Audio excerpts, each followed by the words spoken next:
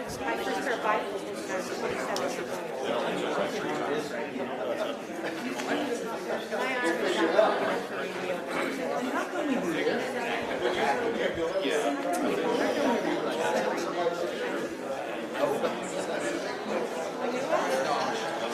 But I put that paper like that. It's probably because we're used to moving our boxes. But I can read fine. If you see me on the road, you might want to pull over.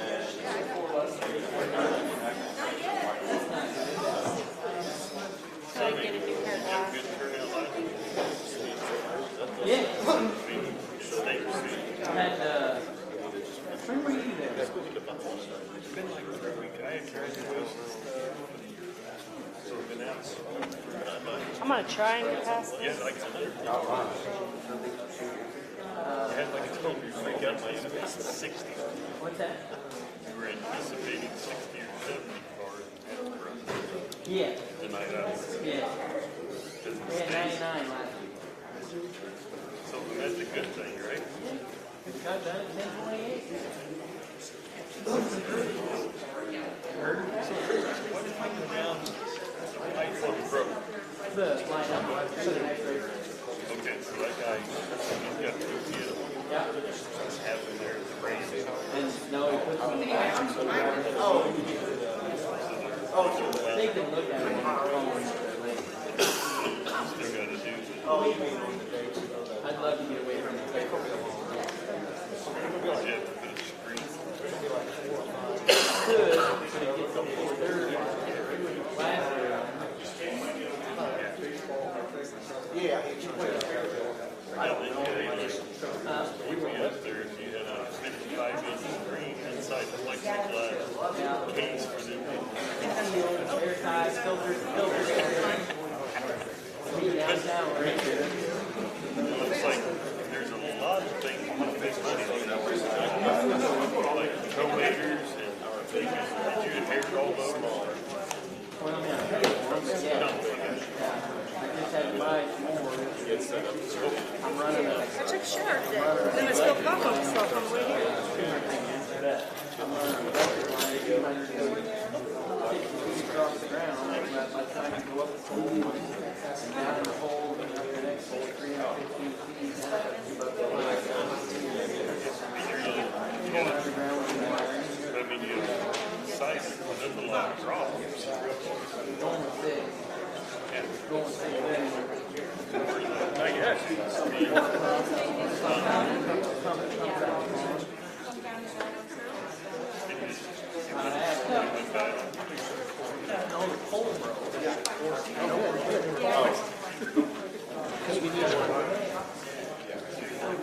Let's bury it.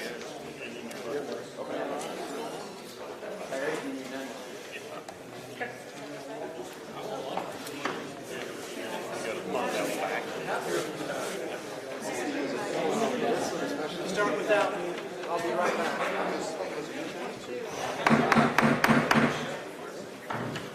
I have 7 o'clock. I'd like to call the Shelby County Board meeting of June 8th to order.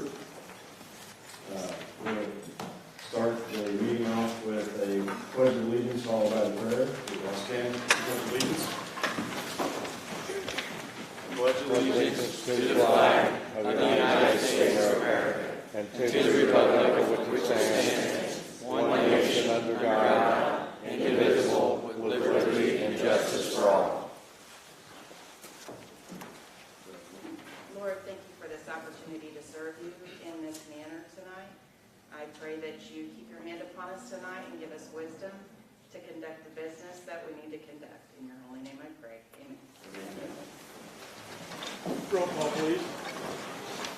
Mark Bennett. Here. Teresa Bain. Here. Cody Brand. Here. Tim Brown. Here. Carol Cole. Charles Davis. Julie Edwards. Here. Martha Bernhaber. Here. Clay Hardy. Matt Kessler. Here. Annette Martin. Tad Mayhall. Here. Keith McCormick. Tim Morse. Here. Lori Nelson. David Ogden. Here. Bobby Worman. Here. Sonny Ross. Here. Mitchell Shutt. Here. Don Tate. Here. Brent Wallace. Here. Jeremy Williams. Here. We have a quorum. Next is the approval of the minutes from the May 11th meeting. Entertain a motion to approve the minutes. Matt Kessler, seconded by Jeremy. Any discussion of the minutes? Hearing none, all in favor say aye. Aye. Opposed, same sign. Motion carries. Moving on to the agenda, we will go straight to number 6 with Heather Wade from the probation department. Heather, you have the floor.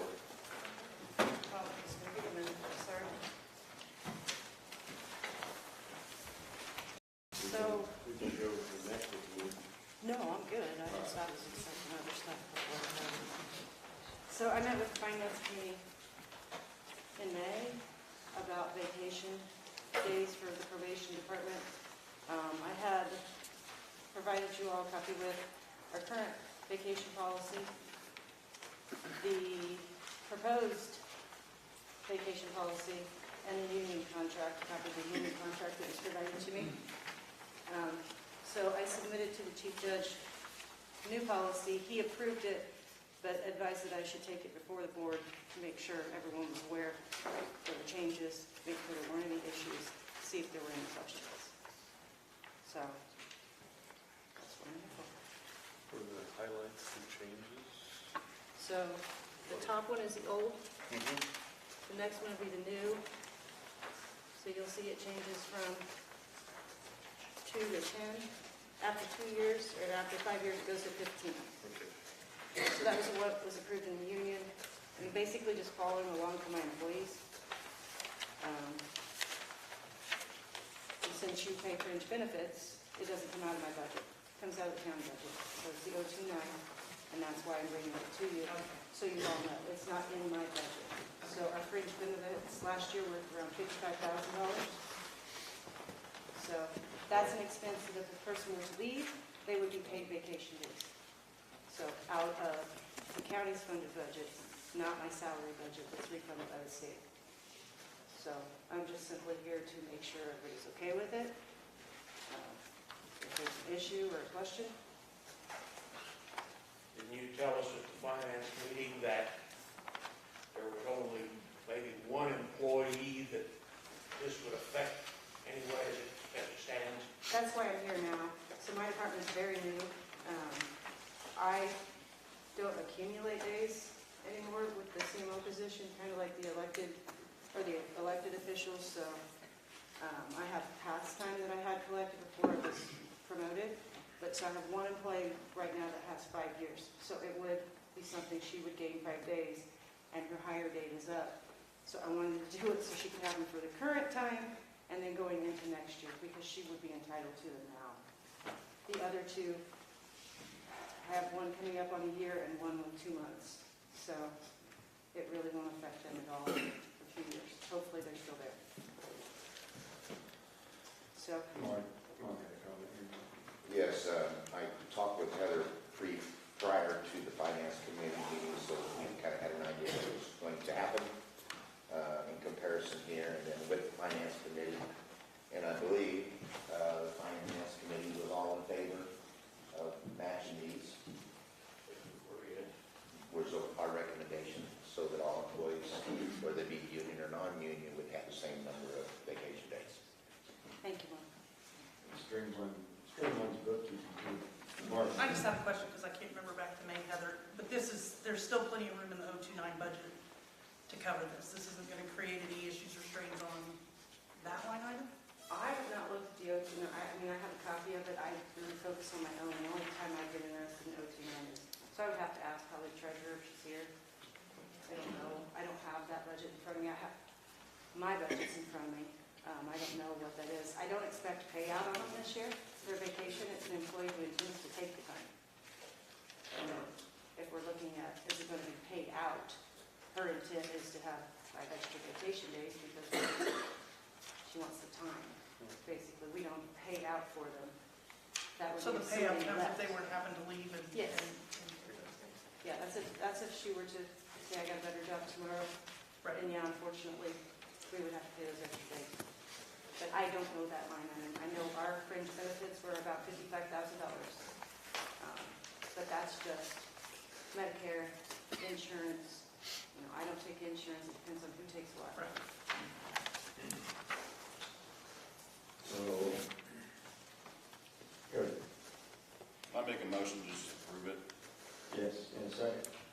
I'll second. Second by Brent. Any further discussion?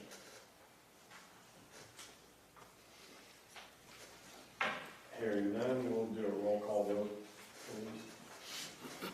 Mark Bennett, Yes. Teresa Bain, Yes. Cody Brand, Yes. Tim Brown, Yes. Carol Cole, Yes. Julie Edwards, Abstain? Martha Fernhaver, Yes. Clay Hardy, Yes.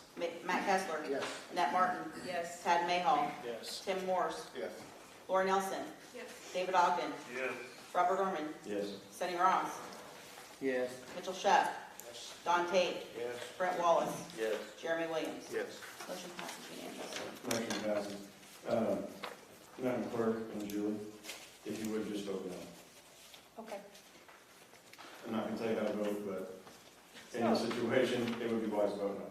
It's always been abstain for family members. I understand your point. They typically just abstain. But yeah, I mean, and I understand why. I would advise the same. Okay. Because in this abstention ties with the favoring vote. Gotcha. And I knew that, I know that, but I didn't know the. So then I have just a couple other updates if you want them now. If you don't, because I'm not really up for that. Just a few things that are changing. The staff is still the same, thankfully. The annual plan for the AOIC, I know that you all know that I do that. Some of you know I do an annual plan for the state. Used to be due 45 days after our budget, which was September 1. The state has gone to a July to July, so it's going to be due in August this year. So I know when it comes into play at times because of raises. Our raises are given by performance appraisals, and our COLA is set by the chief judge. So the cost of living came out at 5%, and the max for performance appraisal would be ×2. So that's a 10%, could be up to a 10% raise. You will not be funding that. That's funded by the state. That depends on where they fall on the performance appraisal. So that's going to just change. I don't know, I'll have to speak with some of the other department heads and see how that'll affect the budget, and then I usually take it in front of the finance committee if there's anything that I'm going to have a shortfall for. And then I intend to ask for the same raise that the union members are getting from our administrative assistant, the only one that's funded by the county. So, which I believe is $1 an hour, is what they're up for this year.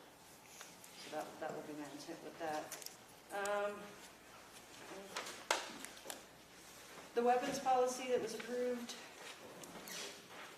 was returned by the state. It was approved by the judge, the county board, the state's attorney at the time. They wanted some changes. I have updated the policy as requested and given it to our state's attorney for review once it's returned. I'll be resubmitting it. I'm expecting approval this time, but just so you all know, we haven't started that process because I need that full policy approved by the state, and then we'll start psychological assessments, and we'll start training, which I'll be asking for probably more funding in that budget line item. As far as budget, we're under budget right now. Jessica was kind enough to provide us all an update, 9-month update. A few line items would be expected, they're out of our control. And then I think that's it. And then if anybody wants to know later, I have prepared all the numbers. Every now and then I have board members that stop in. What's your active caseload? What does it look like? What are you doing? So I've prepared those numbers. They'll be in my office. I won't bore you with them tonight. And I just ran out some comparisons for other counties. So if anybody wants them, you can stop in and I'll give them. Yes, sir. Yeah. For those that did not have a chance to attend the drug court graduation last week, I want to make sure that you are publicly recognized for the phenomenal, not only the program, but the job that you guys do with that. So thank you for that. It was my first time, and it was moving for sure. Thank you, and that's the team. And just so you know, if it wasn't for Shelby County Services here, it would not happen. They provide mental health, they provide substance abuse counseling, they are part of the team. appreciate that, but there's a lot of hard work that goes on. I just now have to sit back and coordinate, so it kind of stinks for me. But it's beneficial when it works. It's awesome to watch. So I thank you, and like I said, the officer, Ms. Durbin, is doing amazing. The support staff, Ms. Ambrose, Brenda, they're all doing great, fitting in and helping. But Shelby County Community Services is where that really needs to go. Those counselors do amazing work. It also takes solid leadership, so take that for what you will. Thank you. You're welcome. Thank you.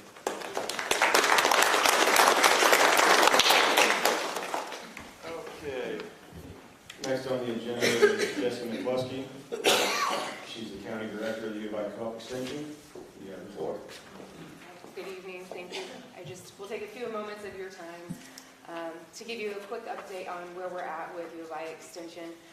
Since the last time I was here, which was about a year ago, I believe you should have some information that was sent out ahead of time with some facts about Extension and what we've been working on. We have some core program areas, at least that's what I refer to them as in our unit. And Shelby County is very active with our youth development program, which is also the 4-H program. You'll notice that we've been in contact with well over 300 students, whether that's in the school programming that we do, or the over 200 4-H members that are in our clubs or spin groups. We've offered over 24 workshops this past year for the youth, where they've come in and they've learned visual arts, they did fiber, visual arts, sports fishing, robotics, cooking classes, and then of course they're working on projects getting ready for the 4-H fair, which I will point out is scheduled for July 17th through the 19th, and we invite all of you to come join us at the fair and see their hard work in action. Some of the other programs that we have, which is our Family Life program. Family Life provides just that programming throughout the life of your family, from the chaos of raising children to also caregiving of perhaps a parent at some point in time.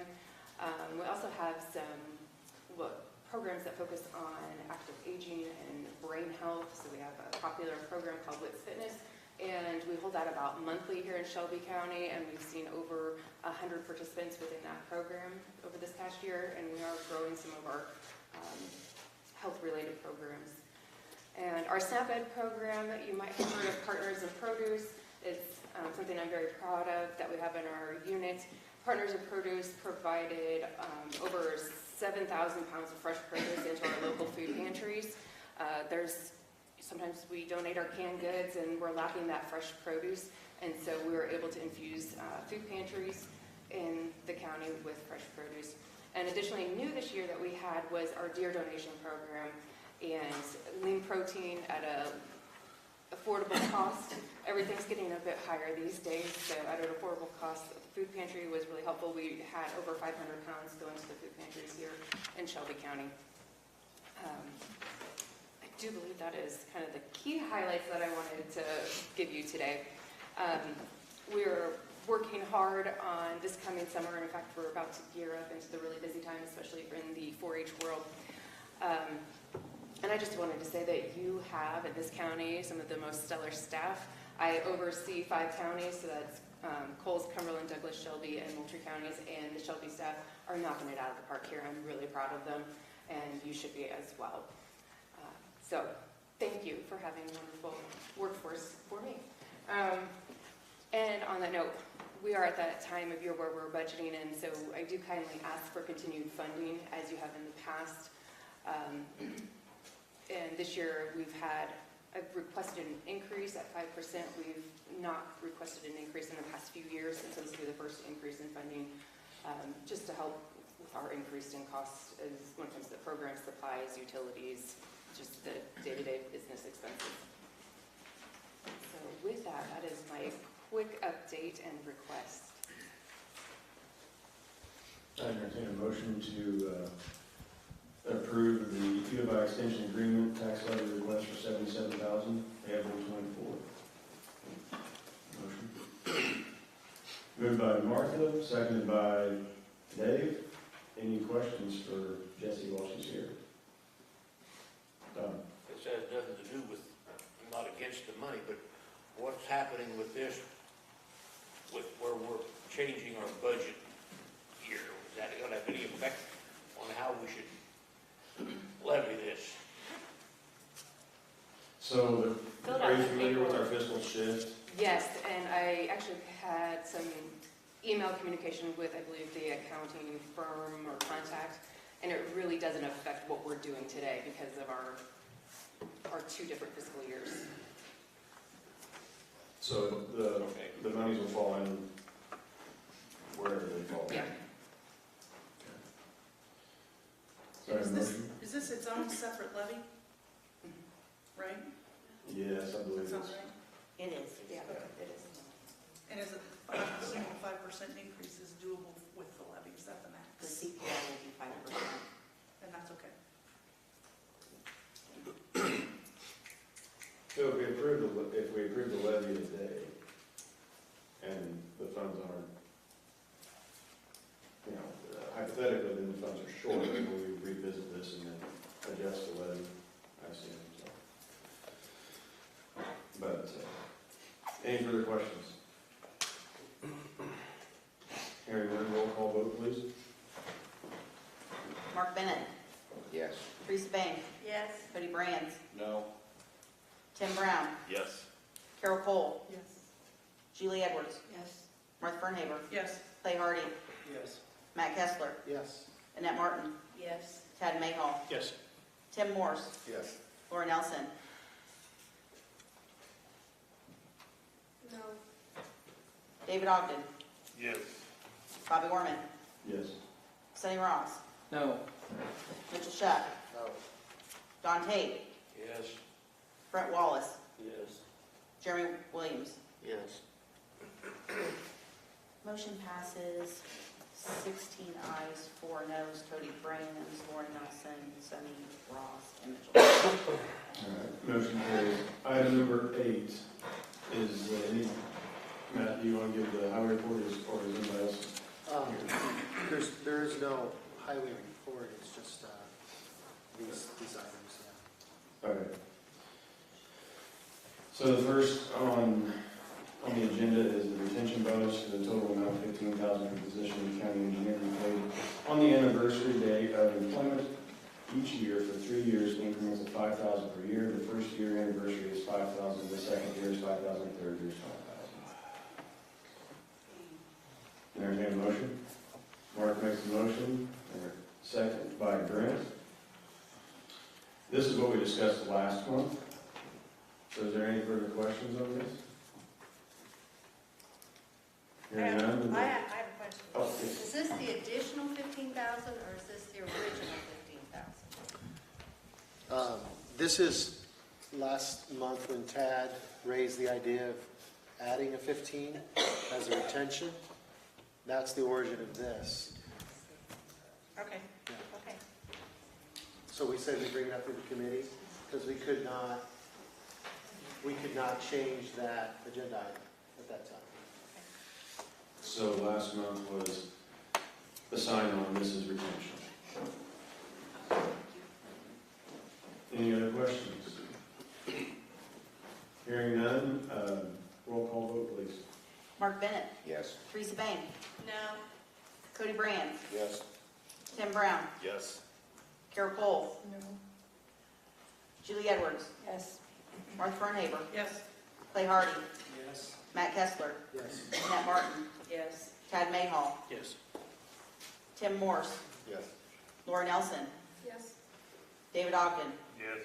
Bobby Warman, Yes. Sonny Ross, Yes.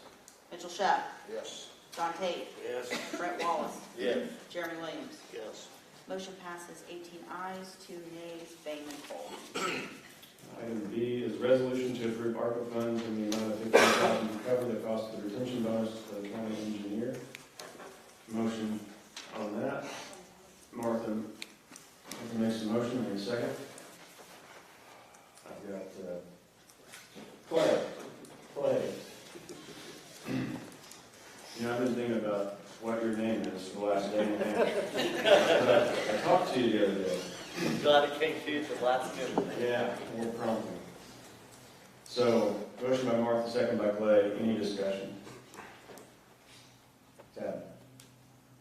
So with the funding of this coming from ARPA, it puts us on a time limit, correct?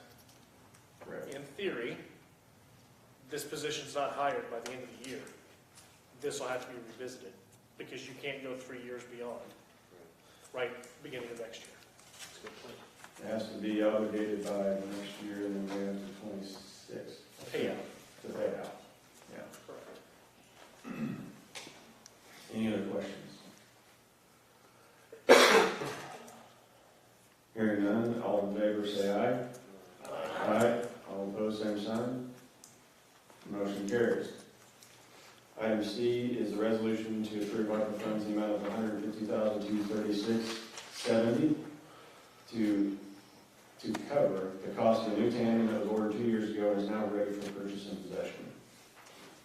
Motion by Matt, seconded by Brent. Any discussion?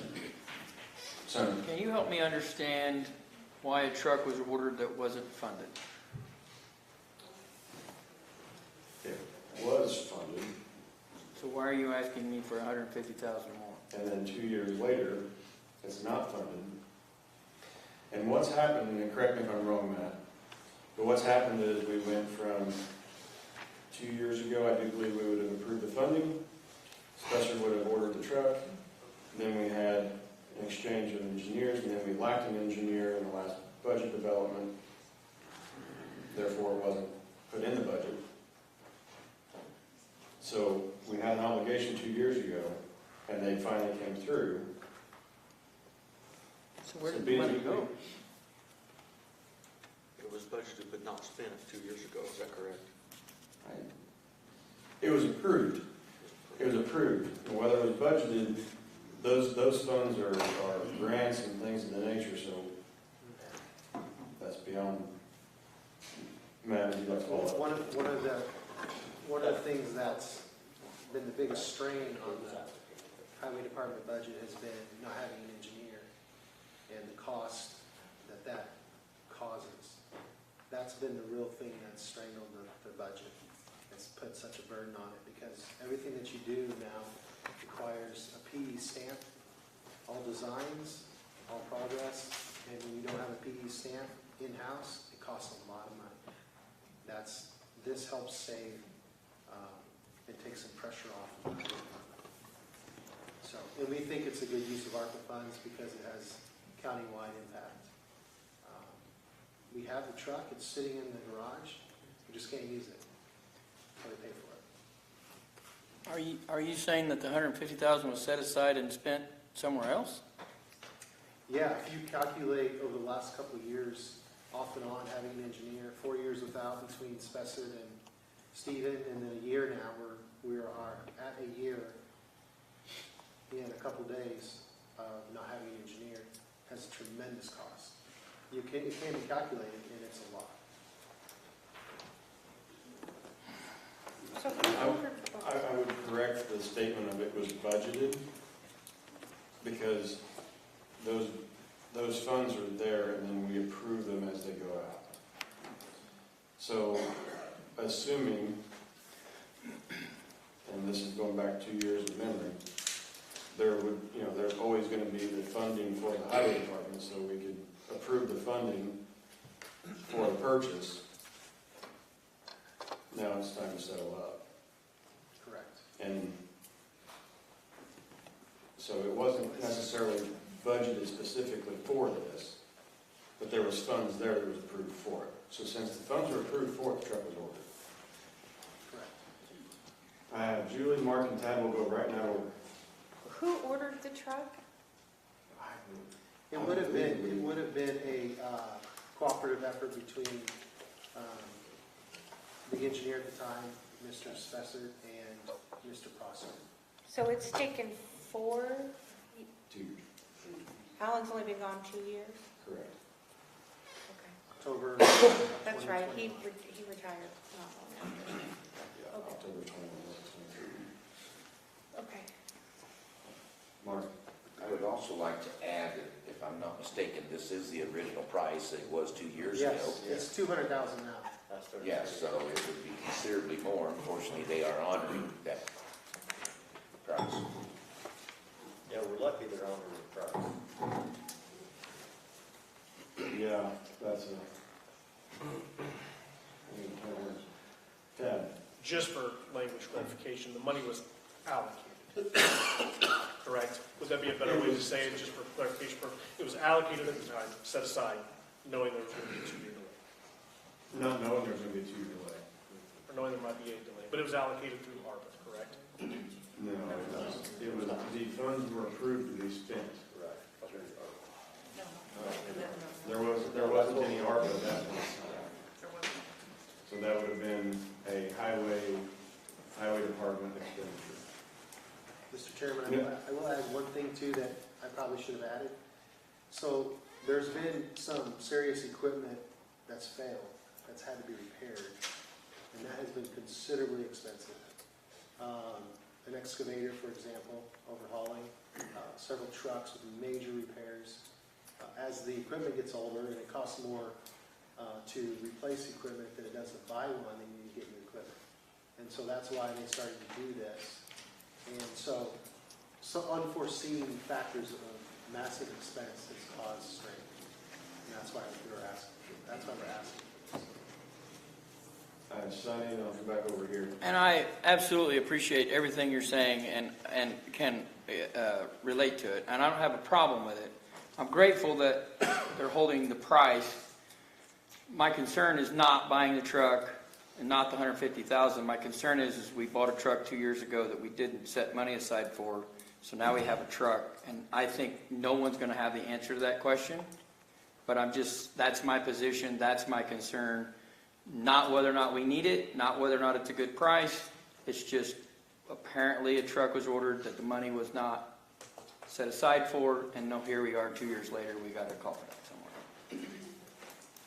I think the money was set aside in the previous budgets, but my question was, I wanted Matt to explain what happens if this ARPA doesn't get approved, what happens to the situation, truck being there, and also how do we pay it if we don't? So yeah, it's not pretty. We would be forced to make probably 3 to 4 payments every month until we pay for the truck. And we would have to move money around through different funds. It would be things that the auditors would have to approve. It would be a challenge to do that. And still, at the end of all that, you still have a strained budget. To back up on your concern, if the funds were approved in 21, and then the funds were budgeted in 22, then in 23, with the lapse of management, the funds were not budgeted. And now we're here in 23 without funds budgeted specifically for it. Have any other comments, questions? David? Just so everybody is aware, in the 23 budget coming forward on line item 08-54-100 equipment purchase, there has been allocated $190,000. So I don't know if that's for equipment going forward as well. But, so it's not sitting empty as far as there is money allocated for keeping some equipment current. And with any budgeting rule of thumb, when you're talking about government budgeting, the funds are typically there. But in order to be spent, they have to be budgeted. Well, last year they weren't budgeted, therefore it takes a special approval or a move with ARPA funds to then release the funds for the purpose. So there's no line item in their current budget to pay up for a $150,000 truck? Well, according to that, there is. There is a line item for $190,000 with $179,000 left over. But if you use that line item and take $150 for the truck, which wasn't technically thought of or budgeted coming into that budget, you're leaving that department with almost nothing from now until the end of this budget. I guess my point was just to say that we're not, if we take it all out of here, then we have nowhere to go. The there, we need to use it. We don't have to spend the 190, but if something happens in 23, we do have money budgeted, but we don't have to spend it. Right. That number was submitted by Stephen before he left. And once he left, it's created a considerable amount of cost with him being in the absence of an engineer. So, yeah, it's there, but like all the other things I said, they still come into play. And I guess the greater question is it a significant and proper use of ARPA money? I think it is. Yeah, I agree, it is a significant, yes. There's $3.3 million available from the ARPA funding that I have right now in our report. I think that we need to pay for the truck. Yeah. Mark? If this truck would have came in time, I'm guessing we probably would have already maybe ordered an additional truck to replace what we had. And That's correct. we've used money to try to keep up what we had because we didn't get the truck at a reasonable time. Yeah, we have a young man who's designated to drive that truck when it gets purchased. He's driving an 01 right now, 2001, and we're eager for him to jump into 2023 if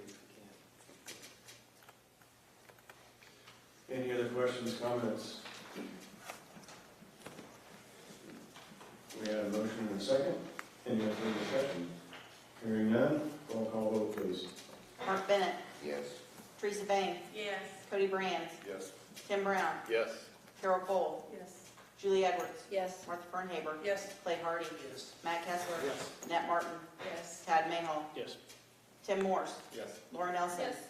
David Ogden, Yes. Bobby Mormon, Yes. Cindy Ross, No. Mitchell Sheff, Yes. Don Tate, Yes.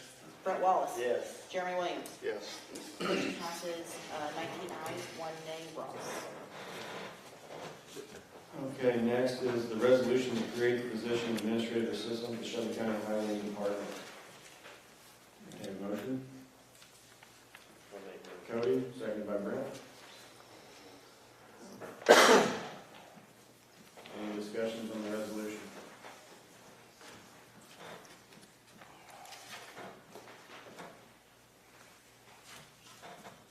Teresa? Go ahead, Pat. Go ahead. Go ahead.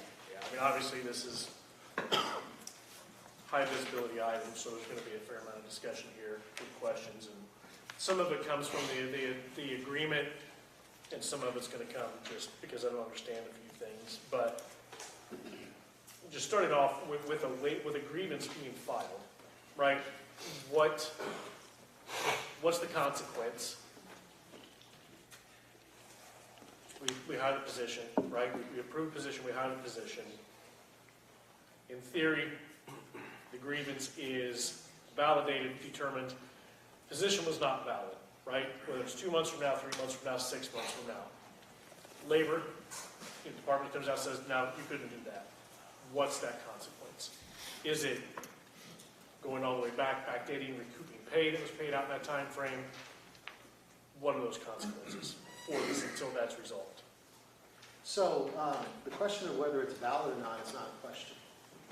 I think you mean, the question is, does the union and the county disagree on whether the position requires representation? The county can create positions because the county, through its elected representatives and heads of agency, is who runs the county, not another group. So under the managerial rights of Article 2 in the contract, the county has the managerial rights to create positions, which it did. That item alone is not what the union is contending, and they're not contending its validity that I understand. There has been a grievance, and like I mentioned, the basis of that is a representation for the position. Whether or not the position goes ahead and there's a lingering question about it, process about it going on, grievance, does not affect the position, as I see it. Well, with disrespect, how you see it's not controlled, right? I mean, so what if we we expose ourselves to potential, right? So opinions in this situation, from me, from you, are really not valid as much as it is if Labor Department, Labor Board comes down and says no, Says no to what, Tad? know that this should not have been done, right? Right, there is a complaint, there is a grievance, correct? What are the consequences if the grievance is upheld? What are they grieving, Tad? Sir, you're the chairman of that committee, so I'll ask you.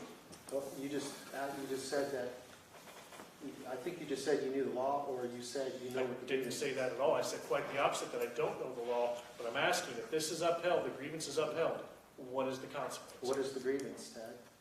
Again, it's your committee.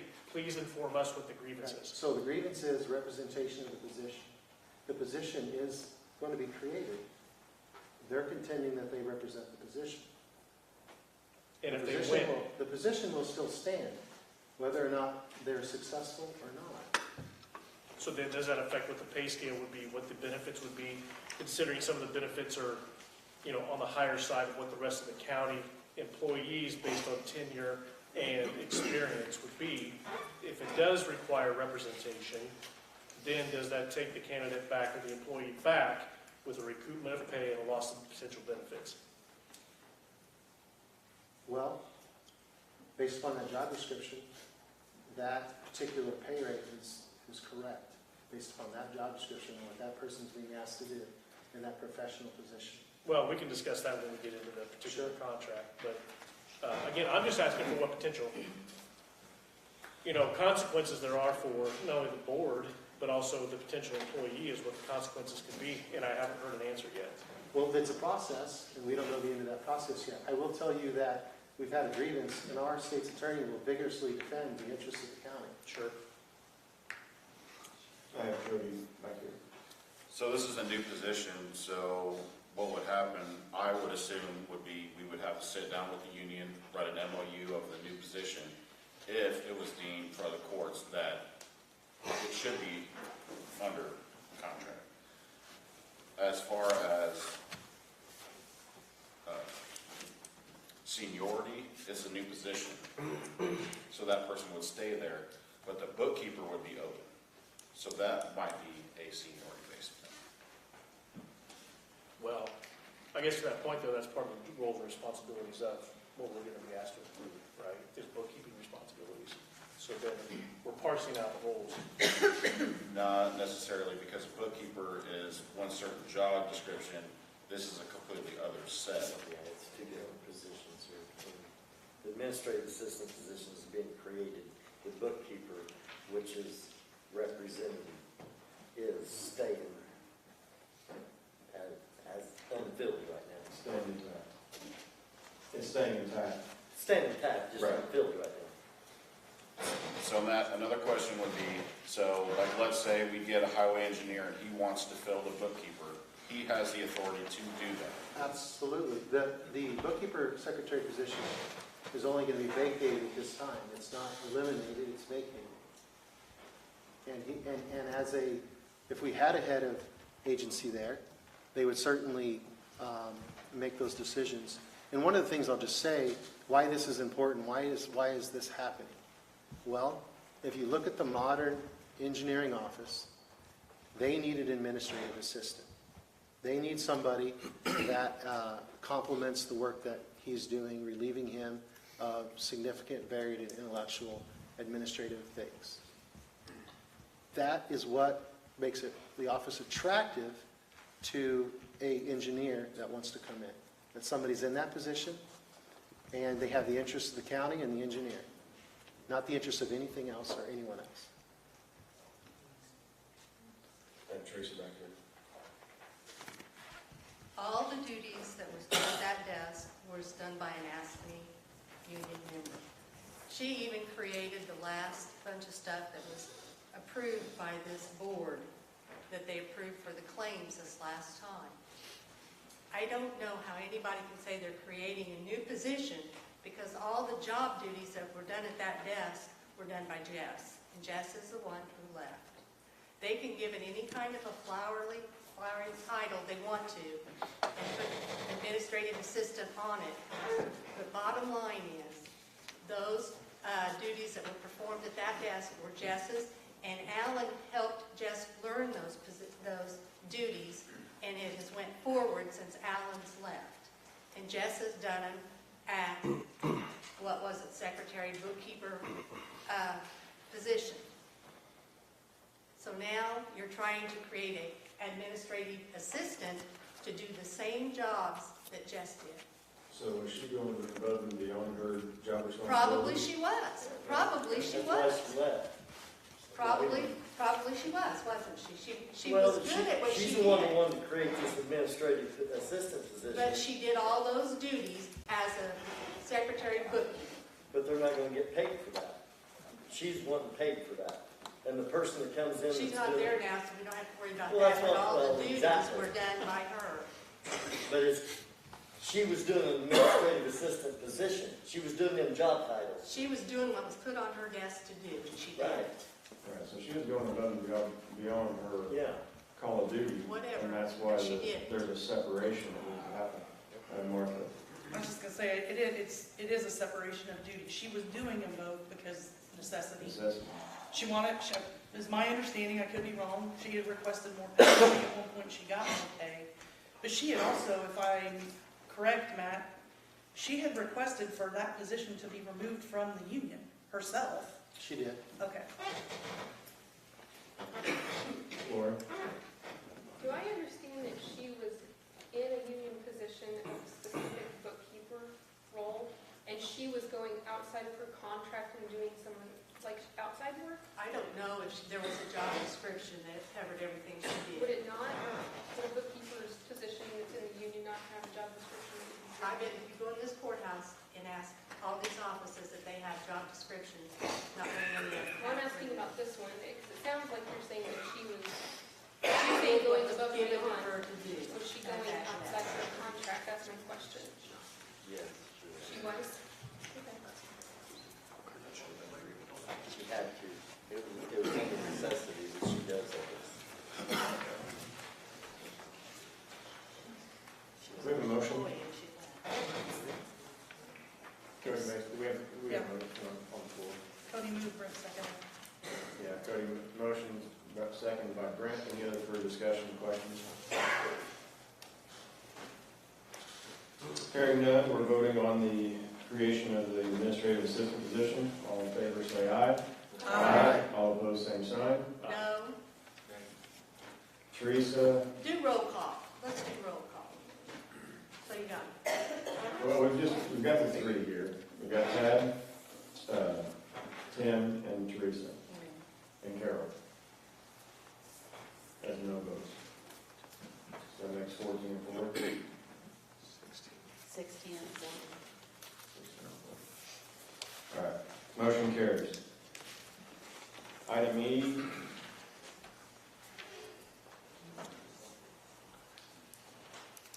Additional sign-on bonus of $15,000 for the position of county engineer to be added to the original sign-on bonus of $15,000. Total sign-on would be $30,000. Is this printed correctly? This is correct. Okay. You So, want to make a motion? in the last, yeah, I'll make a motion. We'll discuss. Any second? Matt makes a motion, seconded by Tim Brown. Now discussion. So the idea of a $30,000 sign-on bonus does have precedent in Illinois to get a civil engineer. And we went ahead and added to the original 15. This is a request to add another 15 onto that. Okay, so I have a motion and a second discussion. Adam? So you say the precedent in the state of Illinois, the precedent is, Greene County, for example, they created a $30,000 sign-on bonus, and it was pretty successful after they did it. so one county's the precedent? It is a precedent, yeah. All it takes is one. Why not move it back then and make it more retention versus upfront? I mean, these positions when hired for 6-year terms, right? Why not create an incentive to stay versus, we're back to where we were last month, and I'll take 30 grand in the first 6 months of my year and see you. This is wide open if anybody wants to weigh in on the terms of it. I mean, there's still no incentive to stay, but there's more incentive to take a lot of upfront money. I understand. I have Martha here. We are in desperate need of a county engineer, desperately, right? We're getting close to the timeline, we're getting close to losing motor fuel tax money. You hate to say it, but we gotta nail that carrot. And if, I would like to think with a $30,000 sign-on bonus, that maybe we don't just get one candidate, maybe we get 2 candidates, maybe we get 3 candidates, maybe we get 4 candidates, and we actually have a choice for who we select and put into that position. Do you run the risk they take the 30? Yeah, but every day we run a risk, right? Every single day we run a risk. Bellwether told us when the ARPA funds came in, and there was a discussion about the sheriff's department and the ARPA bonus pay or extra pay.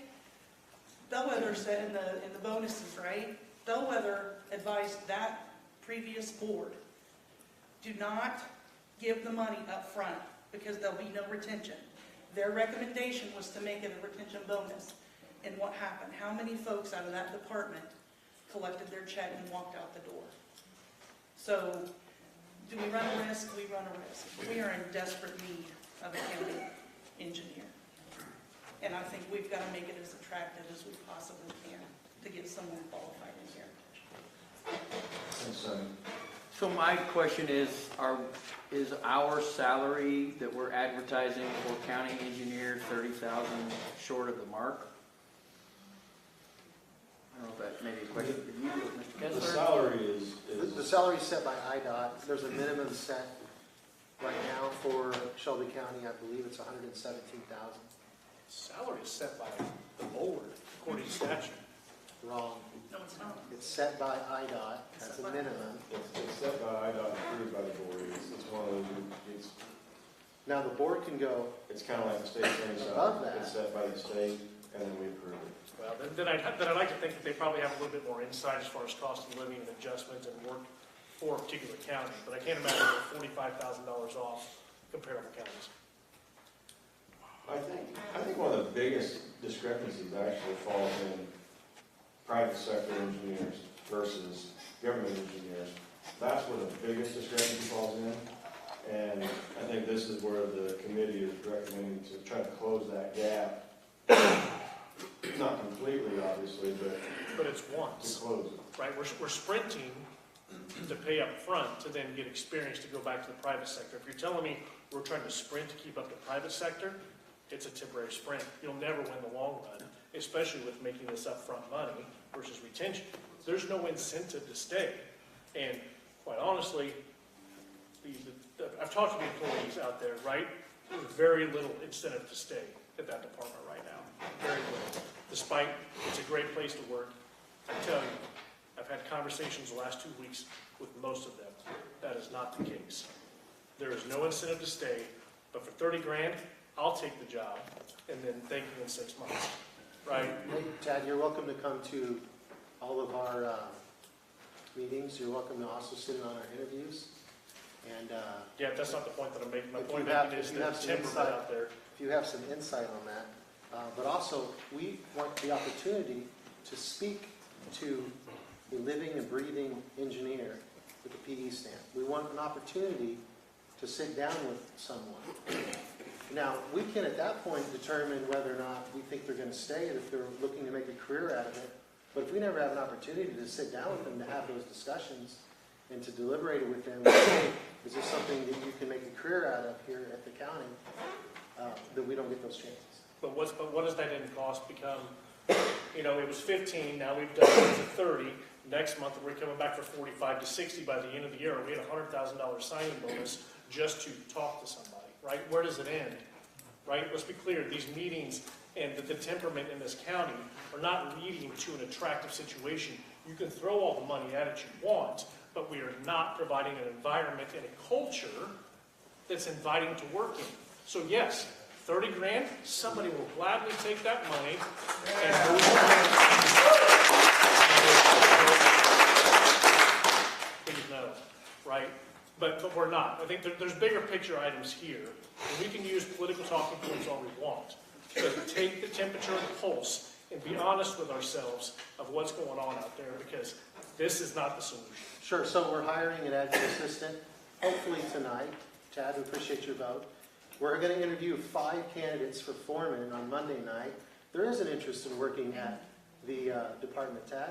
We're going to be interviewing a laborer to work out there, which they haven't talked to a laborer they haven't interviewed a laborer for a long time. And you're going to see some things start to happen on the engineering side. So there are people who want to work. There are people who want to work in Shelby County. So wait, is that an indication that you already have people that want this money, that you already have candidates that are like, hey, with a little bit more, I'm willing to come and take the job? 'Cause that's kind of what I am confident that this is a strong incentive. Martha than Mark. Just question, is the engineer's salary paid 100% out of motor fuel tax, or is that paid by the county? It's split. It's split. So IDOT pays half of it, and the And county then pays half. Okay, thank you. Mark. I would like to make a suggestion and see what everybody thinks of it. What if we at least take the $30,000 and divide it into 4 quarters? $7,500 a quarter, at least it's not all one.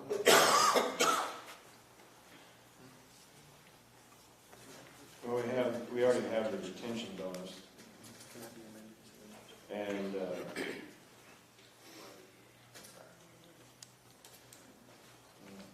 Just an idea in case anybody wanted to make a minute, so.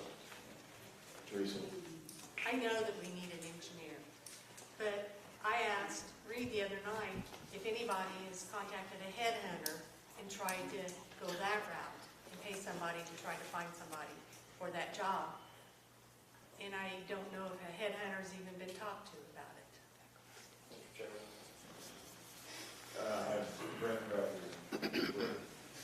A headhunter's gonna cost a bunch of money, and we're hoping to get one in before then, but, anyway, back to what Tad was saying about people working out there and stuff, we are wanting to give the laborers that drive out there a raise, and it sounds like we're gonna be grievous about that too.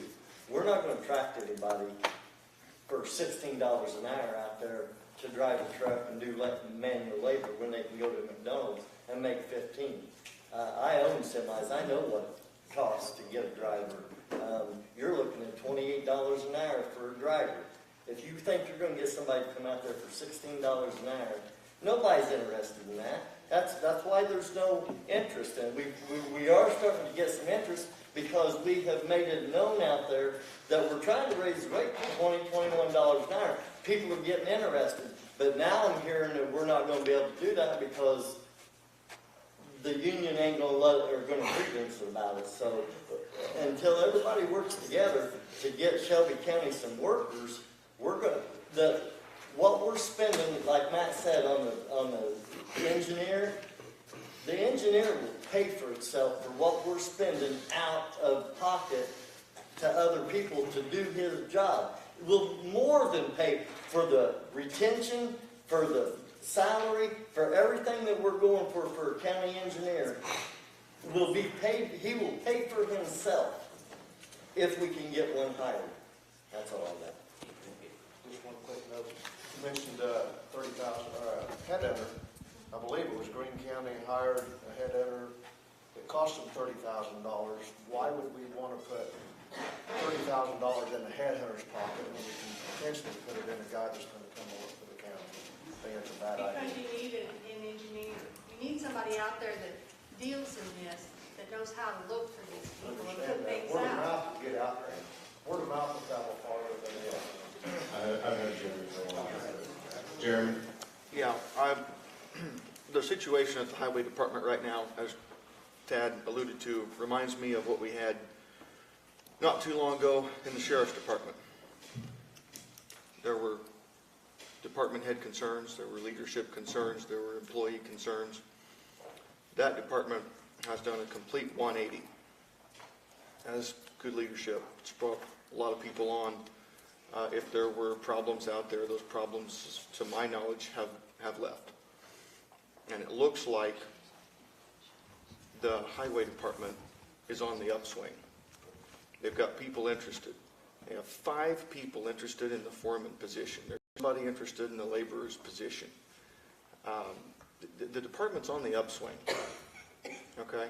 I think it's hit bottom and is coming back. I think the toxicity is beginning to go down considerably. Any other comments? I do have one more. Teresa? I don't think the union would walk away if somebody would contact them and say, we would like to open up a discussion around wages.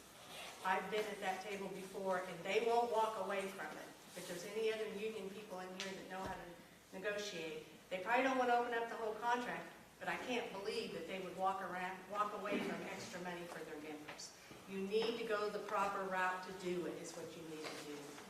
So, I think, this question could be asked another time too, because they're the right people, but if you negotiate one part of the contract, don't you open the entire contract? No, you don't have to. Okay, Cody? When you negotiate a contract, when it comes to pay, and I don't know if Lisa's here, but I have already talked to her, it has to be negotiated because you are changing a contract. Both individuals can agree on opening up a contract, but if one says no, so if we go back to bargain, it will just be for that $20-21. Nothing else will change unless we both agree to open up the whole contract. Simply stated, it'd be an MOU versus a contract. Right. And to boot, this was all in committee. I'm not seeing it. All this discussion was in committee. It never actually broached the doors of the full board. Also, on that note, next month, me and Julie are sitting down with the union for their quarterly contract, so this can also be done then. The quarterly meeting. At the quarterly meeting. Correct. Carol? When they had that road and bridge committee meeting a couple of weeks ago, Dave, the union man who was there, said he would negotiate when we were talking about money for the laborers. He said we need to negotiate, and I don't know if anybody did, but he did mention that for anybody who was at that meeting. Well, like I said, it was intriguing that a discussion at a committee level would draw such an amount of attention because it's not final action, but that's neither here nor there, but just as new board members, as many of you up there are, just keep that in mind that, there are channels that need to be followed and procedures, but I would also encourage you to discuss things in committee too. So that's where discussion and discovery happens. Any other? I have Julie. I share Tad's concern with the retention. I'm not opposed at all to the additional funds for the bonus. This additional sign. No, yeah, but I agree with what he says with the retention. I just feel like $30,000 is a lot of money up front. I want the contract, I want the engineer, I want that money available for the position. I'm not opposed to it at all. I just feel like that is a lot of money up front with no promise of long-term employment. Do you want to amend it to retention? Hold on a second. Now, if I remember right, last month's discussion was $15,000 sign-on and then a $15,000 retention. Yep. And we all were in favor of it, then we all had to retract that work. Okay, so the way this is worded is an additional 15 to the original 15. So, yes, I would, if somebody would like to make a motion amendment to go back to what we agreed on last month, I'm not going to tell you how to do it. Well, it's simple. No vote on this reverts it back to $15,000 sign. But then we're not adding, We're not adding $15,000 to the sign-on. can we, I mean, can you amend to do 7,500 to the sign-on, 7,500 to the retention? Or you can. No, I follow, because last month, we agreed to do the $15,000 sign-on. So yes, I agree. We have a $15,000 sign-on in place. We just put a $15,000 retention in place. A simple no vote on E reverts us back to 15,000 sign-on, 15,000 retention. I agree, but if, like they're saying, we need that extra money to get an engineer or multiple engineers in the door, maybe we should look at that. Well, if we I'm need- just wondering, is it better to pay them up front, or is it better to pay them over a course of time? If we need that, if we're that soft on payroll, then we need to adjust the payroll and stop writing large checks when you walk in the door. Fix payroll. That's my opinion. I'm John back here. I move to amend the $15,000 additional sign-on bonus to $7,500 after 6 months of employment and an additional $7,500 after a year of employment. I'll second it. Motion by Don, second by Lori. So what this motion does, I'm sorry, this is Lori. Annette seconded that. Madam Clerk. So what this does is splits the additional 15,000 proposed. Okay? So it's still a $30,000 sign-on. It's still a combined $30,000 sign-on, but it splits the additional 15,000 proposed. Add.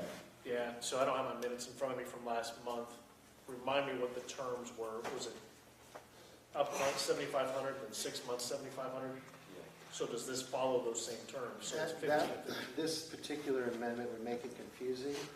It would simplify it to simply say, let's make this a retention bonus instead of a sign-on. Let's add it to the retention that exists now, so they get 10, 10, 10, as opposed to that.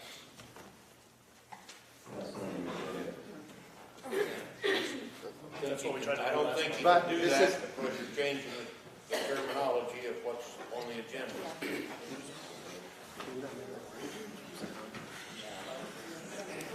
Repeat what Don. It's still 30 grand. Repeat what Don said. Don's motion was to split the additional 15 into a 7,500 up front and then 7,500 in 6 months. No, 6 months and a year. Oh, 6 months and a year. Eventually, they're going to get 30,000. They get 15,000 sign-ons. 7,500. Okay. It's, I got the minutes. Lori's got the minutes. Lori's full.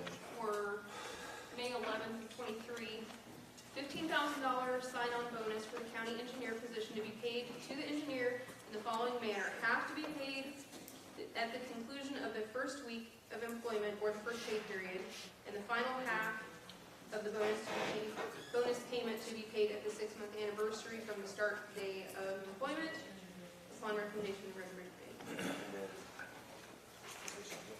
How much every And then year there after was that? So there was a resolution to ask for a $15,000 sign-on bonus, to approve resolution. The sign-on bonus was, give me a minute. Brent, to clarify, what she's talking about is, what you were talking about was retention. Retention is on this one. I'm so confused. Okay. Yep. Bobby. So to clarify, Hold on. I'm trying to, sorry. Quite some time. Oh, sorry, let's go with Dave. Yeah, go ahead. Okay. Hypothetically, that's where we're talking about putting 30,000 out to get an engineer. If we're gonna look at the side of, they're gonna take the money and run, if we hire an engineer, does that reset our clock? If that person leaves in 6 months? Yes, Most of them would. yes. Yeah. Our clock's running out. So is it worth the 15 to get our clock reset and roll the dice? good point. That's where I'm at. I'm not sure I understand the question. Okay, so we've been in vacancy for a period of time, eventually, we're gonna get money pulled from us for not having this position filled. We're close. We're close now, they're saying. So what I hear everybody arguing about is $15,000. Well, if we hire somebody, he stays 6 months and he leaves, we just got our clock reset and we gained another year. And it sounds pretty elementary. It does sound elementary. A year for what? To get another So- year. We're not out of time. He doesn't understand that The we time- motor fuel tax. So from March, or June of last, or March or June, when Stephen resigned, was that March or June? June. So from June of last year to current, we've lasted a year without an engineer. After 18 months, That's when they start coming in, yeah. I think 18 months of a vacancy, the state will start withdrawing the MST fund, which is a big portion of how the highway department operates. If we hire somebody next month, then and then say they resign in December, well, now we're going back to the drawing board looking for another engineer, but now we've got another 18 months that we're not losing funding. Instead of it being December this year, it would be June of 25. That's what he's talking. That's what I'm trying to say is if $15,000 gets us back in the seat, and hopefully the guy wants to be here for a long period of time, or the individual, I don't think the 15 is not enough money to be having a big discussion over, because we're gonna have a ton of money that's gonna go away. I mean, we've argued over less in here. So, I've made my point, that's all I've got to say. Martha. So if I understand it based on what Lori read, and without Don's amendment, or with Don's amendment, I'm sorry, they'd get a sign-on bonus after the first week at $22,500. At 6 months, they get $7,500. First year, $5,000, second year, $5,000, third year, $5,000, and the chances are IDOT is going to continue to increase the salary of that position annually, because IDOT's not stupid. They have to realize there are many counties that are hurting for engineers. The difference between private sector in this and all the other states that are growing and taking engineers out of college and they're going somewhere in the state of Illinois. So we can sit here and argue over ticky-tack-tack and this and that, and it's all real money, but breaking it out, 22,500, 75,000, 5,000, 5,000, and 5,000, the incentive is built in right there. But you can't have all of it be down the road. There's got to be that carrot that dangles that gets them. but a month ago, 15 was the carrot. Done. And Green County took $30,000 to get it done. My thought was not with what Lori said, and not disputing what was in the minutes. I'm saying this additional 15,000 that they're willing to add on, half of that gets paid 6 months from the time of employment, and the other 7,500 gets paid a year after employment, regardless of what we voted on last month. That's what I'm saying we do with the additional 15 that the Highway Department, Road and Bridge Committee is asking us to put out.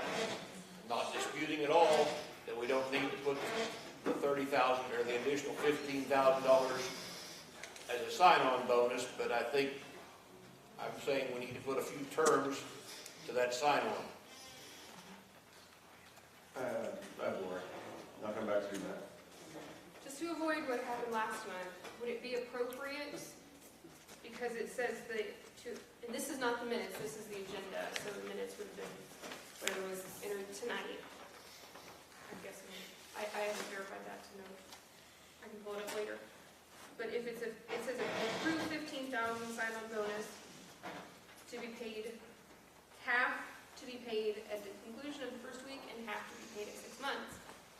If you're doubling the 15 and meant now 30, it would still be half the first week, half in 6 months? Is that what I'm saying?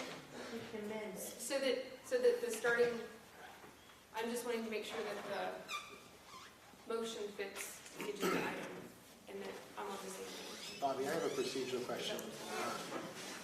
Hold your thought for a second, Lori. I don't mean to interrupt you, because I think this is being way too complicated.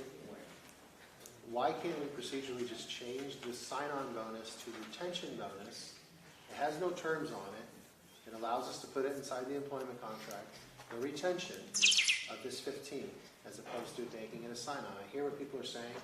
It probably should have been retention and not sign-on.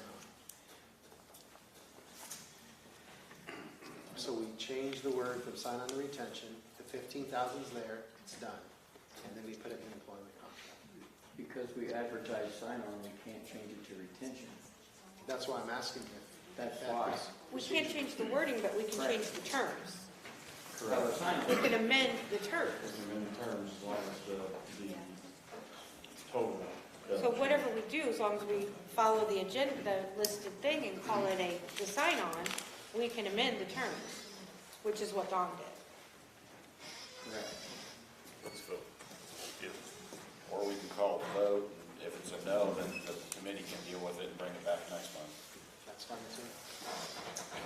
So the vote is on the amendment, John's amendment, to have the additional 15 split and paid at 6 months and a year.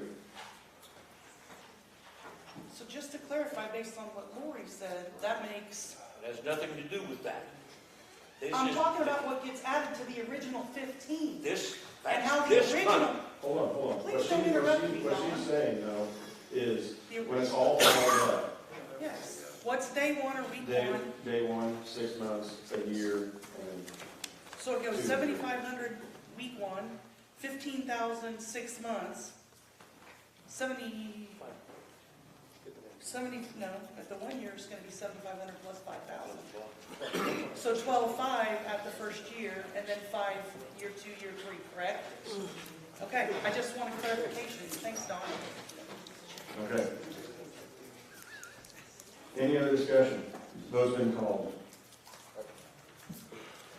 Do we have any, how many hundreds of thousands of dollars we've lost because of not having an engineer, Matt, and then just call this vote, let's get it on? All right. Can I just hear what the motion is? A lot. The motion is to take the additional 15 that's on the agenda and create terms that would split the payment to be $7,500 at 6 months and $7,500 at a year, which would then create accumulation that Martha has referenced in the here part. So That accumulation would be It's- 7,500 at the end of the first week. Or Can we call the vote, please? 15,000 at 6 months, 12,500 at the first year, 5,000 at year 2, 5,000 at year 3, for clarification. Not changing the item, but Nope. clarifying. Yep. Adding terms. Roll call vote, please. Mark Bennett. Yes. Teresa Bank. I'm confused, but yes. Cody Brand. No. Tim Brown. No. Carol Cole. No. Julie Edwards. Yes. Martha Fernhaber. Yes. Clay Hardy. Yes. Matt Kessler. Yes. Annette Martin. Yes. Tad Mayhall. Yes. Tim Morse. Yes. Laura Nelson. Yes. David Ogden. Yes. Bobby Orman. Yes. Sonny Ross. No. Mitchell Sheff. Yes. Don Tate. Yes. Brent Wallace. Yes. Jeremy Williams. Yes. Motion passes 16 ayes, 4 nays, Brandt, Brown, Cole, and Ross. Okay, I had an original motion on the floor. I do believe it was Matt and Jeremy. Matt made the original motion. Jeremy seconded the original motion. All in favor of the original as amended? We have to vote on the original. We gotta go backwards. Come on. Isn't that a roll call? It's roll call. As amended. Roll call, please. Mark Bennett. Yes. Teresa Bank. Yes. Cody Brand. No. Tim Brown. Yes. Carol Cole. Julie Edwards. Yes. Martha Fernhaber, Yes. Clay Hardy, Matt Kessler, Yes. Annette Martin, Yes. Tad Mayhaw, Yes. Tim Morse, Yes. Lori Nelson, Yes. David Ogden, Yes. Bobby Orman, Yes. Sonny Ross, No. Mitchell Shutt, Yes. Don Tate, Yes. Brent Wallace, Yes. Jeremy Williams. Yes. Motion passes 17 ayes, 3 nays, Brands, Cole, and Ross. Item F is employment of Wendy Gregory for the administrative assistant position at the highway department and her employment agreement. Entertain a motion. Jeremy makes a motion, Julie seconds. Discussion on the hiring and her agreement. Any discussion? Tad? Yeah, I'm just going to go through a few of these items, if that's all right. Starting with number 1B, oversee as well as supervise, employ, and terminate and discipline employees. According to the contract, for the terms, the employee would also be subject to a 60-day probationary period. So while on probation, the new employee would have all these authorities.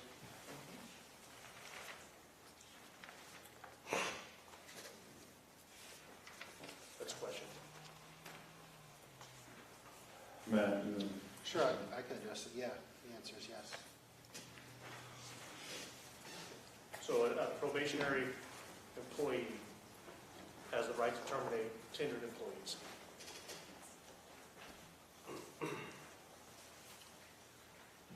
And hire.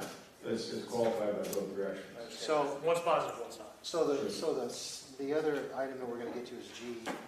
Within that authority of, within the certification from a full county board within the state of Illinois, certifies an individual to act in the absence of an engineer as the acting engineer.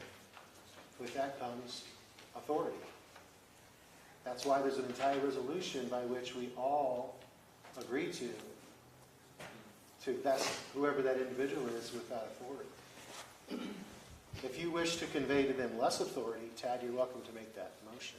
I'm just asking questions, right? I mean, that's what we're here for this discussion.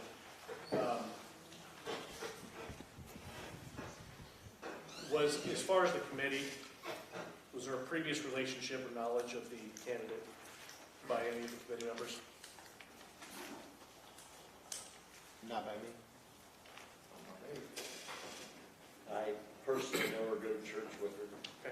Brent was not there for But the I interview. started to say, I didn't even know I never, trust me, if I knew she was looking for the job, I'd told her about it, but I didn't tell her about But it. what's- I was what's the- surprised when I seen her resume. What's the point of that question, Tad? I'm just curious. Conflicts of interest. Okay, like what? Well, personal relationships, family, would be a conflict of interest, is what I'm asking. Oh, she's not a man. Yeah, that's the basis of the question. Okay. Yeah, that particular nepotism. Right. So I just want, just ask it for the record, that's all. So the pay scale. Can I ask where the pay scale was derived from? Negotiating? Okay. And we used another county as a precedent. Is there another precedent in the state? Absolutely. Okay. Yeah, there's lots of precedents for the admin assistant. Sure, I'm asking for those, I guess, right? Because the pay far exceeds a lot of the averages within the county for similar roles. Also with staff that have a lot more experience. So it's a question on how the salary was set with an automatic increase at the first part of the year, guaranteed increases going forward without what appears to be any performance reviews. Well, I would say, Tad, if you compare apples to apples as opposed to apples to oranges, which is what you're doing. So when you compare this position to anything within the county, you might have your conclusion. But if you compare this position with other counties similarly situated with this classification, Sure. So it's right on the mark. In fact, it's low. But also the ones that are similar within the county have 31 and 25 years collective experience. So apples to apples is pretty close, right? When we're at parity with those employees' wages, we're there. But Falls the under experience. And then I don't see a performance standards. The performance review, is there an annual review process to determine? I mean, we just heard from probation that they have annual reviews for performance. So what's the standard for performance? Unfortunately, I think the county does a poor job of that, doing annual reviews, as far as I can tell. In fact, I would say that in the majority of non-union employees don't even have an employment agreement like this is. I think that's true across most departments. So this was quite a step in a positive direction, so she could understand the position and what she's being asked to do, and the parameters of it, the benefits, all that spelled out for her was a big step in the right direction. I recommend that all departments do this, but it's unfair to compare this position and what this position is asking for to other positions within the courthouse. Well, it's what you just asked me to do. No, I did not. I asked you to compare it to other counties with a similarly situated administrative assistant within a county engineer office. I asked you for those examples, I didn't hear. Yeah, I did tell you that this one is right on the marker, if not a little bit low. Which counties? I'll be glad to provide that for Thank you. And had you asked me beforehand some of these questions, I would have provided you all these questions. So, to back up, the administrative part of it,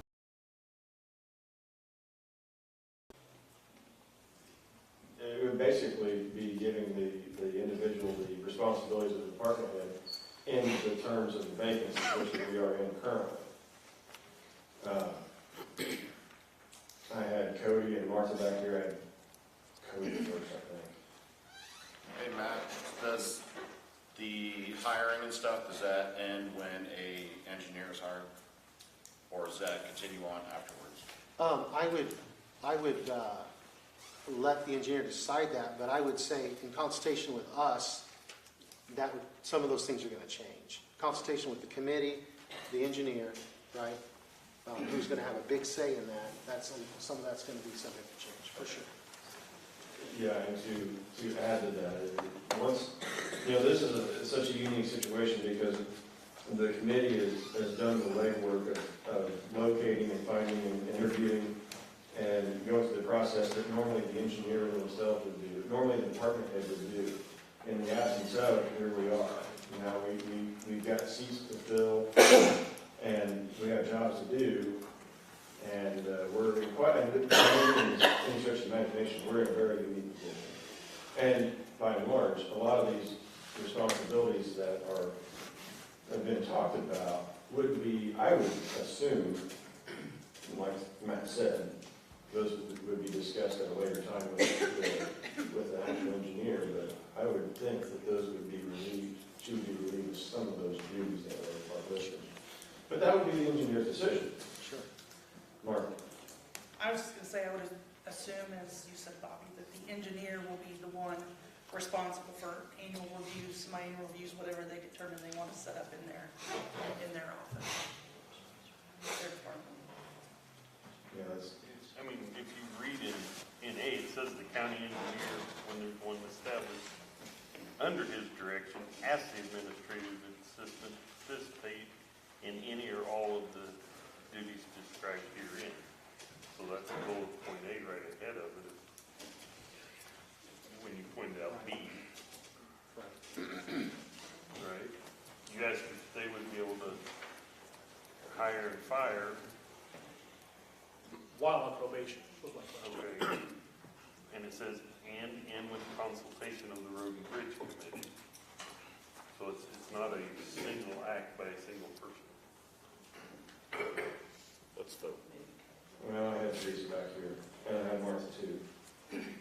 Okay, if you look at what Heather Wade just handed out to us on vacation, and you look at the vacation that's being given this brand new employee, they don't match up, and I wondered why there's so much difference. To put a quick answer to that's Heather's department, and then we've got Road and Bridge Committee, which I'm sure Matt and Heather did not discuss what they were gonna do with their employees, individually. Yeah, I but can speculate they're, on there's a, they're worlds apart though, because, in Heather's office, you have to be there a whole year to get 5 days. And when this person starts on the 15th of June, she's gonna get 5 days. And then the first of the year, she's gonna get 5 more days. So she'll have been there 6 months, and she's gonna get 10 days of vacation.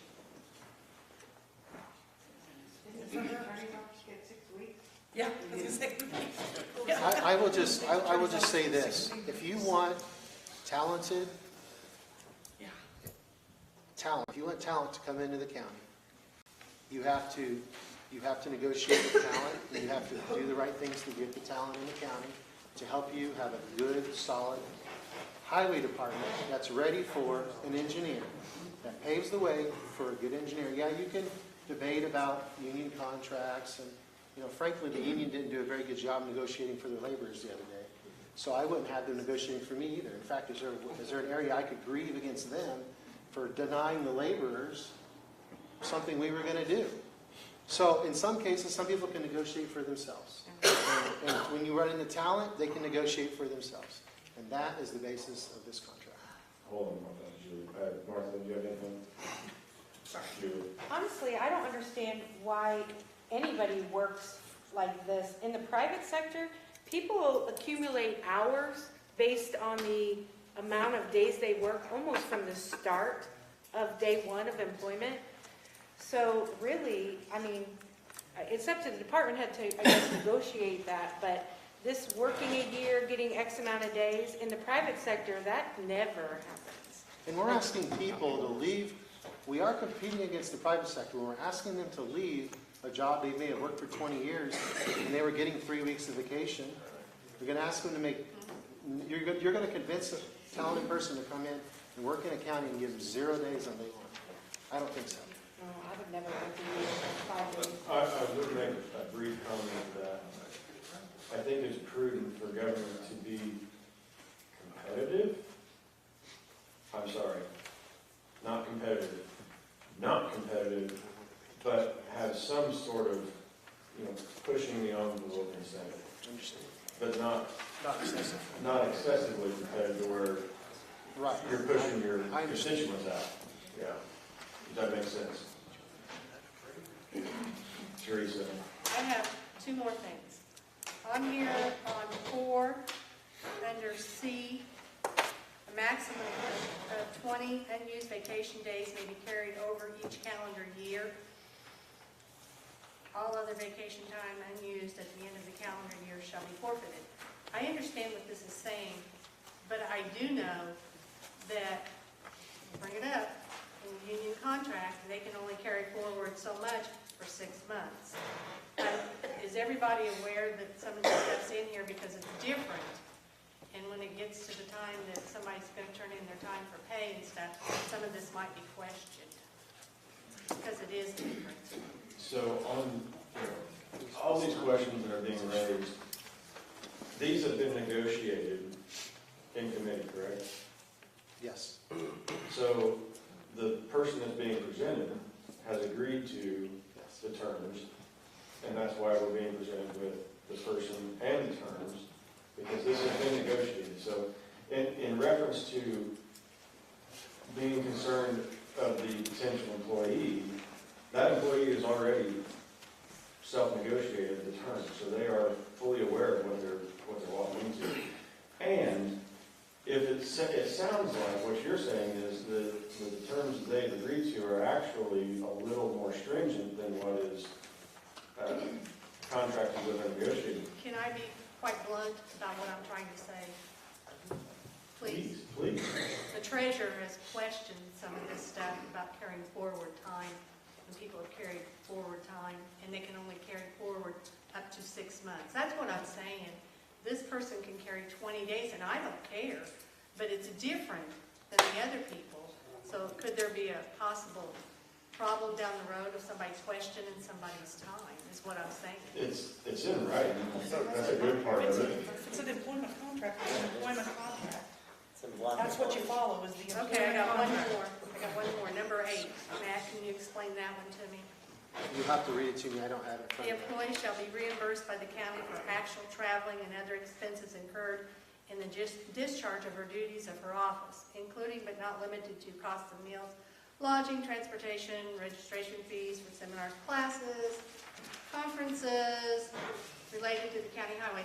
Is that just expenses to go to meetings? That's not on a daily basis to drive? No, that's, so some of that language comes from like the engineer's contract, and that's like when you send them to do a training that's specifically designed. But that's not on a daily basis, to No, go back and forth to work?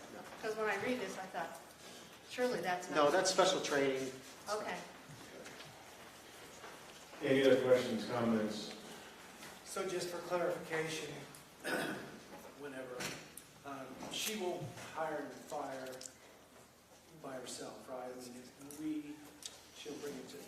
Yeah, I think Tad kind of cherry picked the language, he didn't read it all. But when you read it all, it says in consultation with the R&B committee, right Tad? Well, it wasn't the part of my point, is what I said. No, his reference was to during the probationary period.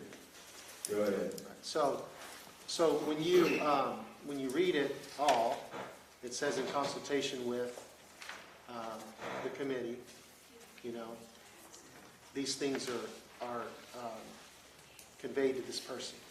Another question, I'm just curious. Do other supervisors you hire in right off the street, I mean, do they have the authority to hire and fire people right, before their probationary period? And my recommendation is going to be don't do any of that. Well, to answer your question, yes, if we hired a highway engineer and fired everybody, that's his can of worms that they want to open up. But they are the department head that would be appointed by the board, so it's no different than any of the elected department heads in here. If they came into their office and fired everybody day one, that's their can of worms they want to open up. I'm not going to go into details of the repercussions of it, but because we have labor agreements, I'm just saying they have the ability. Most supervisors do. But that's a department head, this is not a department head. But with her job description, she would be the acting engineer. I'm sorry. Yes. Yes. In the absence of one manager. In the absence of an engineer, so we're wrapping up. Does this have to be consent from IDOT? Does IDOT have to approve? That's the last item on our thing. Yeah. And who's going to be doing the secretary bookkeeping job? Assume the position is open. So I want to address something that can coexist together. A probationary time can coexist with all those powers conveyed to them. Because a probationary period gives us the legal ability to remove anybody for cause or no cause. It gives accountability and oversight through the committee to that position, which is what the taxpayers expect us to do, is to provide accountability and oversight. If you don't have a probationary period, it can be a little bit more difficult. So you have a probationary period, no questions asked, somebody can be removed during that time. Simple. And I think it's justified in being in there. It's also important to remember anybody can be hired by that person anytime too, with the consent of the road and bridge. So rather than the road and bridge committee doing the hiring, this individual would do the hiring. We've concentrated so much on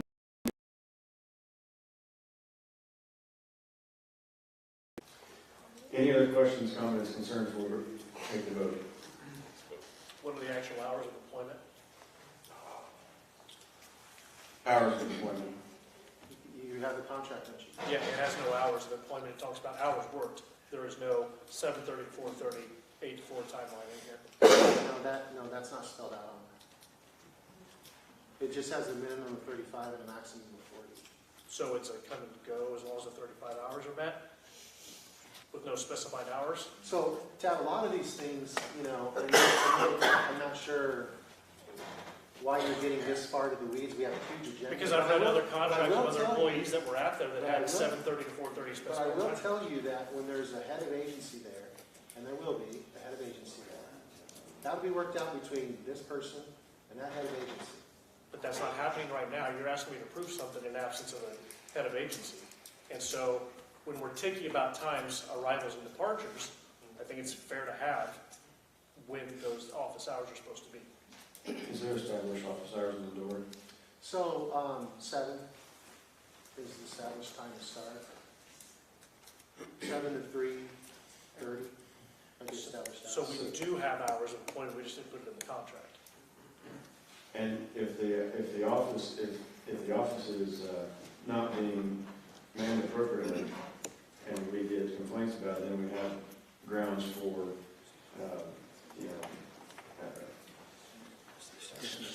well, not dismissal, but somebody help me here. Discipline. So, but you're making my point for me, is we don't have what that is in here, so therefore, it is very loose without prescribed hours. We don't have discipline. When you just said, fill 35 hours a week.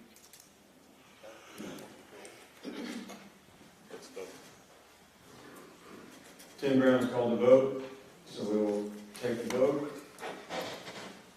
This is for the employment of Wendy Gregory and the employment agreement. All in favor say aye. Aye. All opposed, same sign. No. Noes, raise your hand, please. We have Teresa, Tim Morse, Tad, and Carol.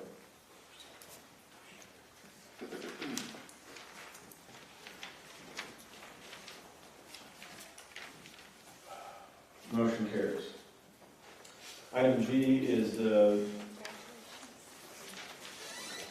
DLR 02130 IDOT resolution requesting consent to the appointment of acting county highway engineer and approval of the appointment of Wendy Gregory as acting county engineer.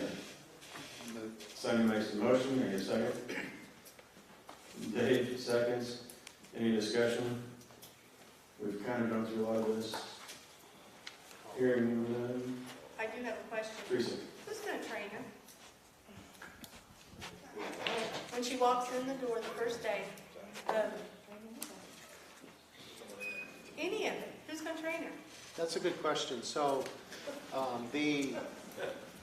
the person It was that, discussed with her in her interview to expect, Yeah. try to anticipate that, and she did show great self-motivation, and that was one of the key things she displayed in her interview. But I'm talking about, Julie, even the stuff that she has to sign for acting county engineer, who's going to train her to do this stuff? I mean, that's a concern with anybody that Who trained walked in. Dale Weatherall when he took the position? Stacy was there for one thing. There's employees out there that have significant years of experience For now. that can assist. Okay, I'm fine. there's a transfer of knowledge document sitting on the desk. It's a red binder. It's a transfer of knowledge document. She'll get a chance to read it, and she has procedures in there for a lot of the things that initially need done. All of this stuff, though, is progressively responsible learning. And there's always IDOT to fall back into as well. Exactly. Teresa, no. Tim Morse, no. Tad, no. Carol, no. Motion carries. Is the sheriff here this evening? I believe it's the training. The training. Do we have anybody that would speak to the, Oh, so the item 9 is, Why did we pass up 4 and 5? we'll get back to it. Julie, what's concerned? no concern. We can just cover what the sheriff was going to do for the, we talked about it in public safety. Okay, so item 9 is discussion and vote to approve the resolution to declare the speed trailer as surplus and accept bids to dispose of said speed trailer. Don makes the motion. I'll second. Julie seconds. Any discussion? Basically, the sheriff said, we have 2, they don't hardly use any of them, and he just felt like now we could probably get a reasonable amount of return on the initial investment that we spent on this speed trailer, and he feels now's the time to move it on. The highway department already has one, so they didn't need it. Yeah, somebody don't use it, so. Any other discussion? Always. All in favor say aye. Aye. All opposed, same sign. Motion carries.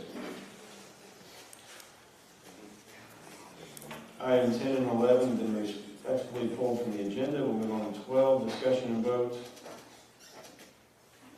Discussion and vote to allow Public Safety Chair Don Tate to work with the state's attorney to obtain an architect to assist with bid and repair of replacement windows in the courthouse as outlined in 50 ILCS upon the recommendation of the Public Safety Committee.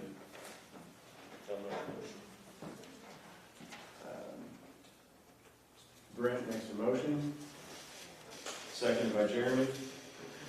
Discussion. Don? I brought this up because if we're going to get anything done with this window project in this courthouse, it's my opinion that we need to have an architect to say exactly what needs to be done, somebody to write the bid specs on getting it done, somebody to oversee the project and make sure it's done properly. If that falls to an architect, and this IL spec number describes how you go about getting an architect. Any other discussion? Lori? Because words have meanings, this does not, the conversation did not implicate in the committee that the state's attorney is going to be hiring or picking someone, just to be available as counsel for how we need to follow that 50 ILCS 510, because an architect does fall into a specific category of its local governmental professional services. So there are,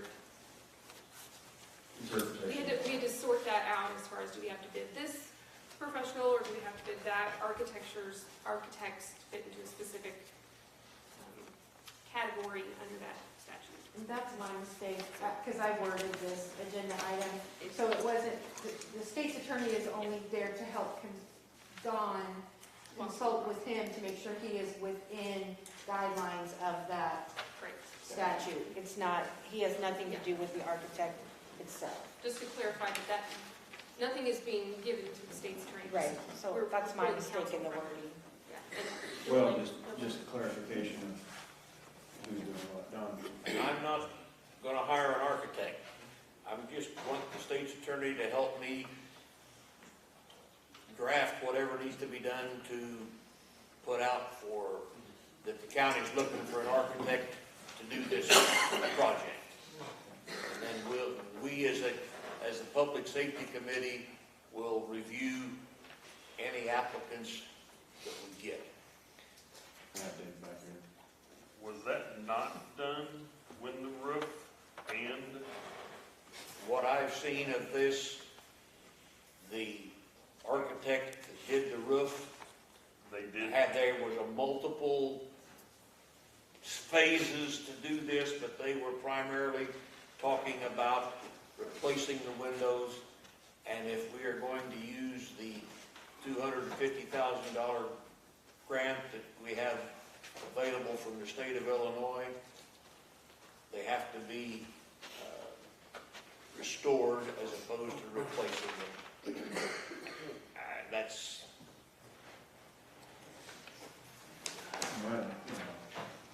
Martha. So I understand the grant money and the 250 to restore, but could we potentially spend more, even with the grant money, to restore windows that are not custom, standard, whatever you want to call it?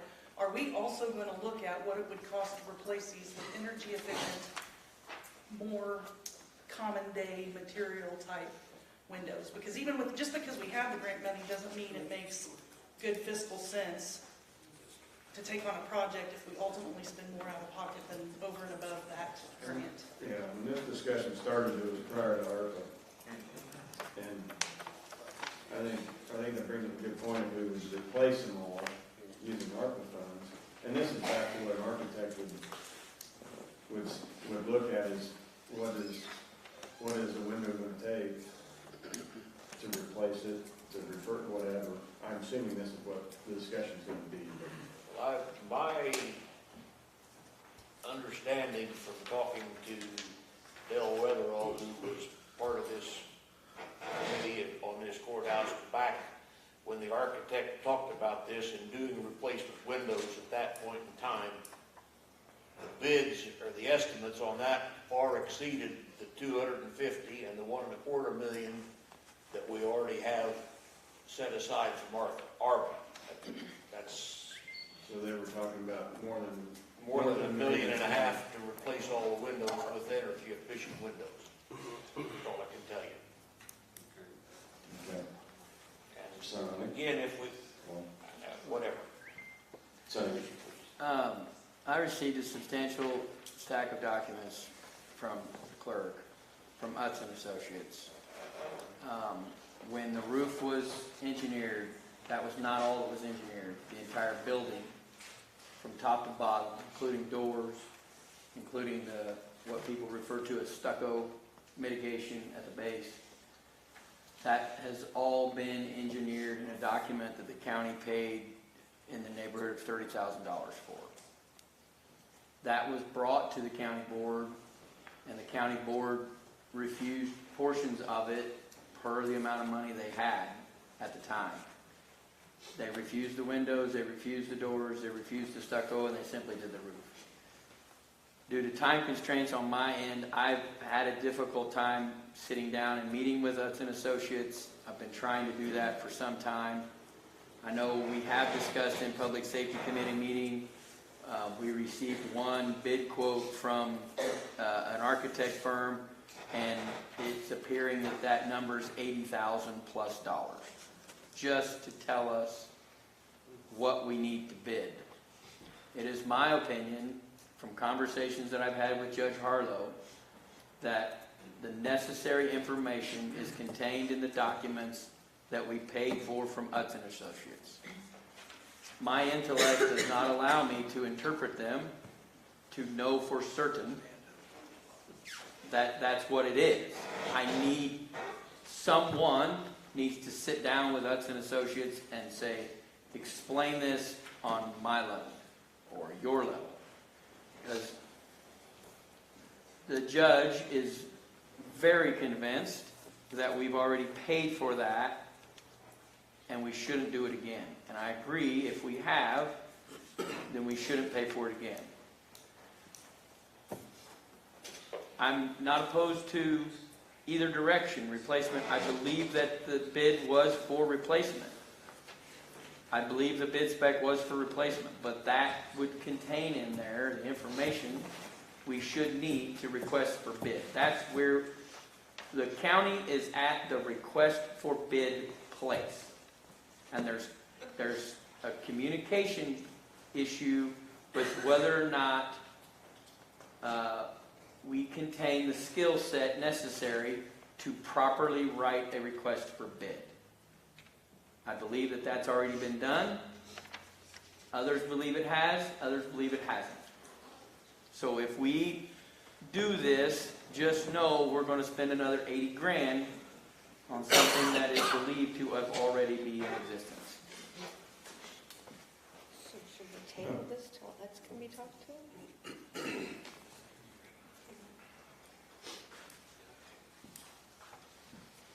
I make a motion to table this agenda item until we can verify what Hudson did and not vote to spend more money until. motion by Martha to table, seconded by Mark. All in favor, say aye. Aye. All those same sign. Who's saying no? No. Cody says no. Moving on, item 13 is discussion and vote to continue farming county farm property unless otherwise directed upon recommendation of the farm committee. So that is the recommendation of the farm committee, is to continue farming with the property unless otherwise directed. Should I make a motion? Brent makes the motion. Any second? Second by Tim Brown. Yeah, Tim Brown. Discussion on this. This is a pretty, go ahead. This is just a pretty cut and dry thing. We've had questions of whether, what direction we're going with this. And so I felt the committee needed to put forth some sort of direction and effort. Mark? I would like to table this because I've actually asked for legal opinion. I'll second that. Motion to table, seconded by Sonny. All in favor of the motion, or all in favor of tabling, say aye. Aye. All opposed, same sign. No. Noes, raise your hand.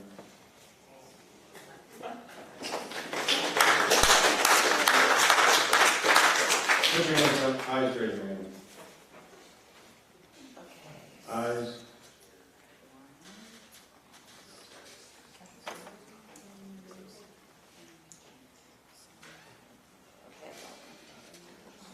Seven. Oh, yeah, I got eight,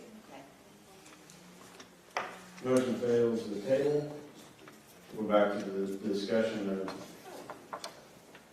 of the original vote. Martha? Can you explain what unless otherwise directed means?